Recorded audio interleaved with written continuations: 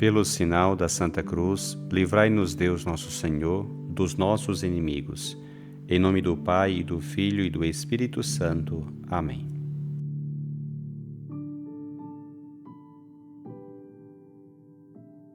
Do Evangelho segundo Lucas. Naquele tempo, Jesus dirigiu-se a uma cidade chamada Naim. Com ele iam seus discípulos e uma grande multidão. Quando chegou à porta da cidade, eis que levavam um defunto, filho único, e sua mãe era viúva. Grande multidão da cidade a acompanhava. Ao vê-la, o Senhor sentiu compaixão para com ela e lhe disse: Não chores. Aproximou-se, tocou o caixão, e os que a carregavam pararam. Então Jesus disse: Jovem, eu te ordeno, levanta-te. O que estava morto sentou-se e começou a falar. E Jesus o entregou à sua mãe. Todos ficaram com muito medo e glorificavam a Deus, dizendo: Um grande profeta apareceu entre nós e Deus veio visitar o seu povo. E a notícia do fato espalhou-se pela Judeia inteira e por toda a redondeza.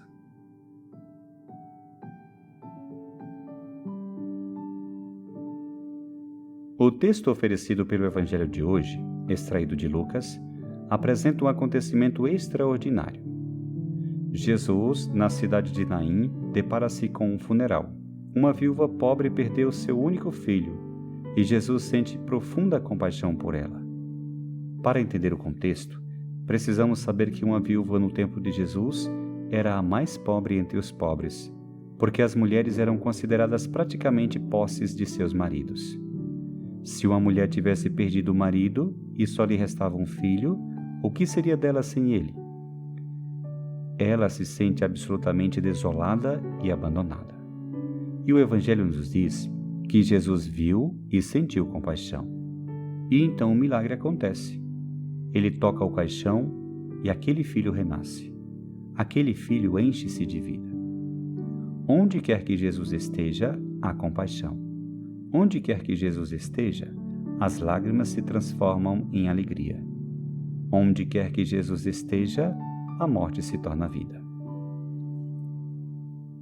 Como todos os dias, gostaria de destacar 3 elementos do texto que o Evangelho de hoje nos oferece. Em primeiro lugar, e nunca é demais enfatizar, vemos o reaparecimento da compaixão de Deus. Em outra passagem do Evangelho, Filipe dirá a Jesus: Senhor, mostra-nos o Pai. E Jesus lhe dirá: Há tanto tempo estou convosco e não me conheces, Filipe? Quem me viu, viu o Pai. Ver Jesus é ver Deus. Ver as obras de Jesus é conhecer e ver as obras de Deus. Repetidamente, Jesus demonstra compaixão. Repetidamente, Jesus sente dor em seu coração ao ver pessoas sofrendo. E repetidamente, vemos Jesus intervir para silenciar o sofrimento, para consolar, para mostrar compaixão. Se quem vê Jesus vê o Pai, podemos dizer que Deus, em seu próprio ser, em sua própria essência, é compaixão, é consolação, é vida. E isso, por outro lado, deve questionar muitas das imagens que temos de Deus em nossas cabeças. Um Deus que seria completamente exigente, um Deus que está sempre nos vigiando, um Deus que às vezes nos puniria ou exigiria fidelidade servil. Não parece ser assim. Esse não é o Deus de Jesus Cristo. O Deus de Jesus Cristo é aquele que, ao ver uma pobre viúva chorando pela morte de seu filho, toca o caixão e o reanima.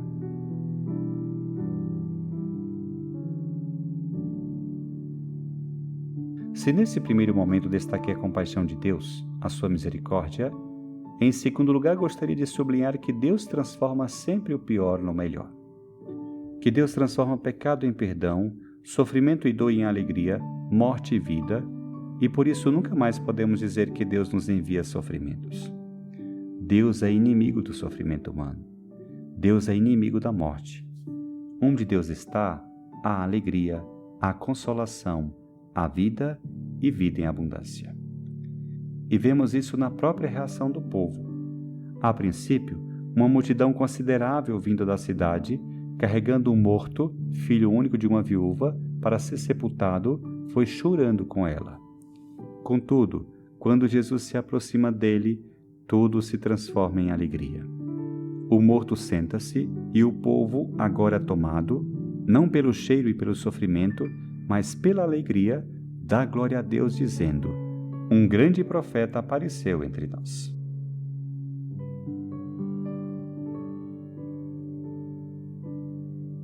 E aqui reside o terceiro elemento que gostaria de destacar. Uma frase verdadeiramente significativa. Deus veio visitar o seu povo. Deus aproximou-se de nós. Deus tornou-se um de nós como ninguém poderia ter sonhado.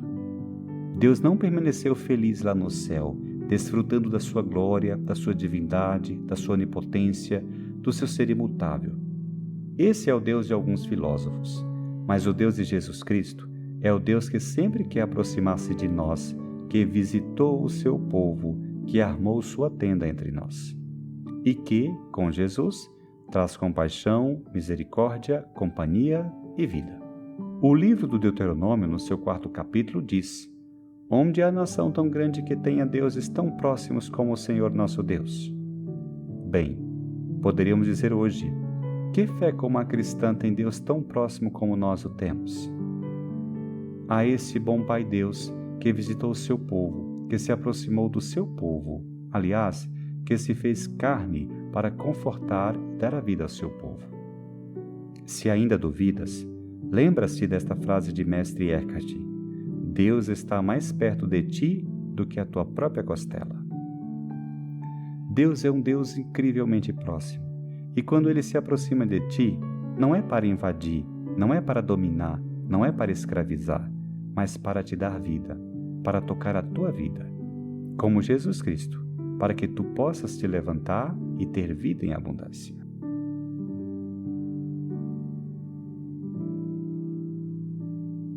Que este Evangelho desperte a vida divina que há em ti, e que todo sofrimento, dor ou luto seja dissipado pela proximidade de Deus para contigo.